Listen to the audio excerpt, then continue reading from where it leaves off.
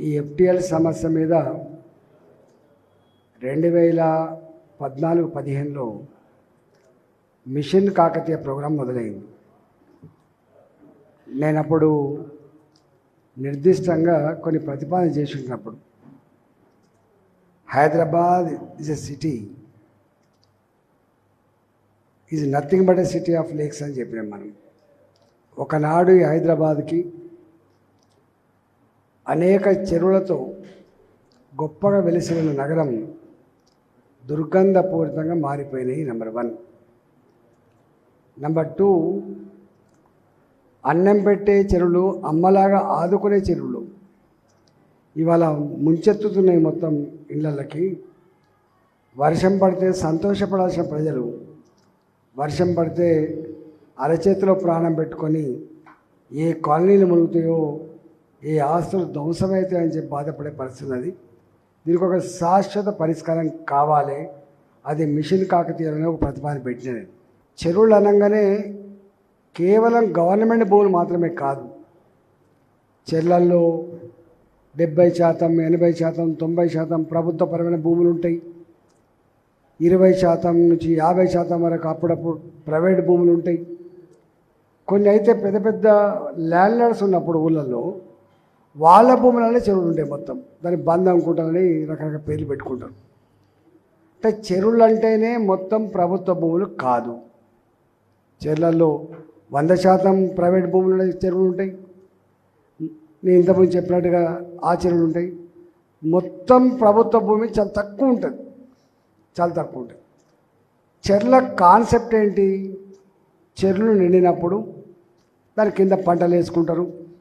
ఎట్లెట్లా water రిసీడ్ అవుతుందో, ఎట్లెట్లా అయిపోతుందో తేలిన కాడ వాళ్ళు నాటేసుకొని బతికే పద్ధతి ఉంటుంది. ఒక్కొక్కసారి తొందర తేలిన కాడ తొందరగా పంటలు వేసుకుంటారు. తొందర తేలిన కాడ రెండో పంట మాత్రం తప్పకుండా వేసుకుంటారు. కొన్ని చెరువులు 2 పంటలకు నీళ్ళు ఇచ్చే చెరువులు ఉంటాయి. కొన్ని పంటలు తపాలు లేకుండా టక్కన వస్తే ఒక పంటకి నీళ్ళు ఇచ్చే చెరువులు ఉంటాయి.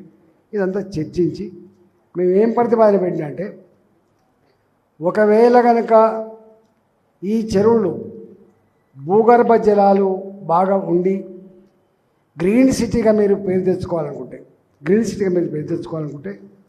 3 వారి మాటలు, ముఖ్యమంత్రి గారి మాట మీరు ఎప్పుడైనా పాతది వినండి. హుస్సేన్ సాగర్ చెరువు కూడా ఎనికట్లాగా మళ్ళీ తాగే నీళ్ళలాగా తయారు చేస్తా అని చెప్పిండు. మొత్తం తీసి అయితే మేము అవి నిజమే అనుకొని నేను కొన్ని ప్రతిపాదన చేసిన. ప్రతిపాదనలు ఏముండే అంటే, ఎక్కడెక్కడైతే చెరువులలో ఇప్పుడు నీళ్లు నిండి 1 ఎకరం కూడా మనకు నీళ్లు పారకం లేదు, ఆ చెరువులని ఇంకా మీరు మొత్తం గవర్నమెంట్ భూమితో పాటుగా ఎఫ్టిఎల్ పేరిట ప్రైవేట్ ల్యాండ్ కూడా మీరు ముంచకండి. మంచికో చెడుకో ఇల్లు కట్టుకున్నారు. కాబట్టి నెంబర్ 1 ప్రతిపాదన ఏంటంటే, ఎఫ్టిఎల్లో ఏ భూములైతే మునిగిపోయినాయో ప్రైవేటు భూములు ఎవరైతే ఉన్నాయో భూమి బదులుగా వాళ్ళకి భూమి ఇవ్వండి. ఎక్కడ? ఇల్లు కట్టుకునే కాడ. ఎక్కడైతే ఆల్రెడీ ఇల్లు కట్టుకున్నారో, ఇల్లు కట్టుకొని ఆల్రెడీ ప్రజల కోసం ఉపయోగపడుతుందో ఆ భూములకు బయట ఎక్కడైనా భూమి ఇవ్వండి అని చెప్పారు ఓనర్లకి. రెండవ ప్రతిపాదన ఏం చేసినాం? అసలు చెరువులు పంటలు పండడానికి కాదు కాబట్టి గవర్నమెంట్ భూముల వరకే మీరు నింపుకునే ప్రయత్నం చేయండి తప్ప మొత్తం నింపి ఆగం చేయొద్దని చెప్పి రెండో ప్రతిపాదన పెట్టాం. మూడవ ప్రతిపాదన ఏం పెట్టామంటే, అసలు మొత్తం ఈ డ్రైనేజీ వాటర్ రాకుండా ఏదైనా ప్రతిపాదన పెట్టామని చెప్పినాం. పెద్ద ఎత్తున చర్చలైనవో అనేక మీటింగ్లు పోయినాం, కానీ ఇవాళ మనకేమో ఎఫ్టిఎల్ భూములలో కట్టుకున్నారు అన్యాయం అని చెప్పి అంటూ ఉంటారు. కానీ ఎఫ్టిఎల్ భూములలో సొంత భూములు ఉన్న వాళ్ళకు 1 ఎకరం 20 కోట్లు 30 కోట్లు పలుకుతున్నప్పుడు వాళ్ళు ఎంత ఫీల్ అవుతారు చెప్పండి?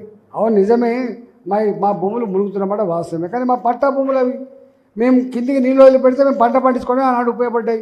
పంట లేనప్పుడు మా భూములు ముంచే అధికారం మీకెవరని చెప్పి వాళ్ళు ప్రశ్నించే మన దగ్గర సమాధానం లేదు. అందువల్ల గవర్నమెంట్కి ఇక్కడే లౌక్యంగా ఇక్కడనే అవసరం ఉంటుంది. ఇక్కడనే ప్రజాప్రతినిధులు అంటోడు ప్రాక్టికల్గా ఆలోచన చేసి చట్టాలు చేయాల్సిన అక్కడ ఉండదు. గుర్తుపెట్టుకోండి. చెరువు డిస్మాండిల్ చేయొద్దు, కానీ చెరువులు ఉపయోగపడినప్పుడు ఈ నిర్ణయం తీసుకుంటున్న అధికారం వాళ్ళకు అవసరం ఉన్న నిర్ణయాలేమో చాలా గొప్పగా తీసుకుంటారు, ఫాస్ట్గా తీసుకుంటారు. కానీ ఈ ప్రజలకు నిర్ణయాలు మాత్రం నానుస్తా అంటారు. చెరువు అంటే దాన్ని డిస్మాండిల్ చేయొద్దు, చెరువు అంటే సుప్రీంకోర్టు ఆదేశించింది, చెరువులో ఉన్న ఎఫ్టీఎల్లు ఎక్కడ ఆక్యుపై చేయొద్దు, చెరువు ఎఫ్టీఎల్లో ఇల్లు కట్టుకోవద్దు, ఇవన్నీ ప్రవచిస్తూ ఉంటారు. కానీ దాన్ని శాశ్వత పరిష్కారం చెప్పే జ్ఞానం లేకపోవడానికి బాధేస్తుంది.